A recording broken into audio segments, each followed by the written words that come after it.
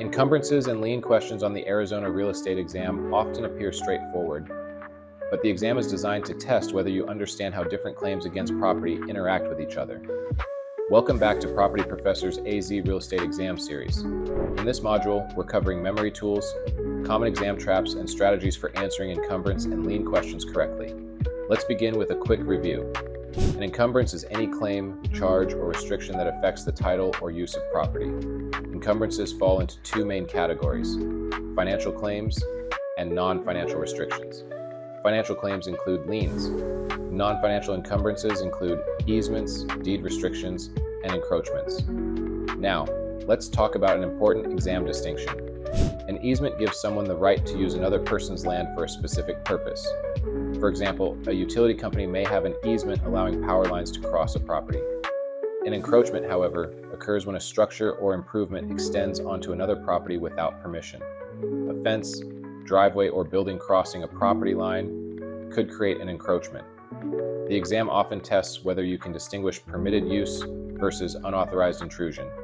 Now let's review lien priority, one of the most important concepts in this section. In most cases, lien priority follows the rule: first in time, first in right.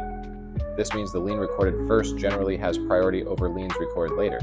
However, there is a major exception you must remember. Property tax liens usually take priority over all other liens, regardless of recording order. This concept appears frequently on the Arizona exam. Another important distinction involves specific versus general liens.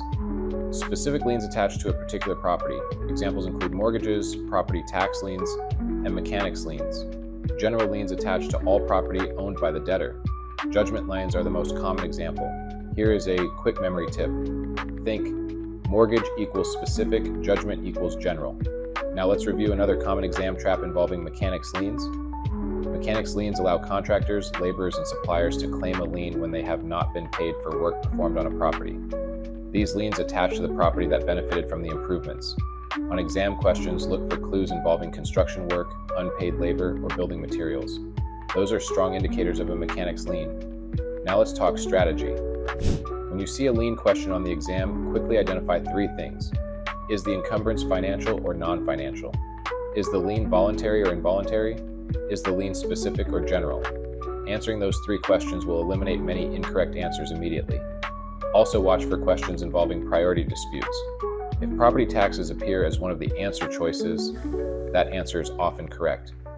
In the next section of Property Professor's AZ Real Estate Exam Series, we'll move into land use controls and zoning, another topic that appears consistently on the Arizona licensing exam.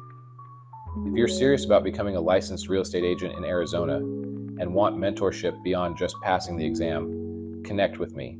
I'm building a team of well-trained professionals who want to build their careers the right way. Take care.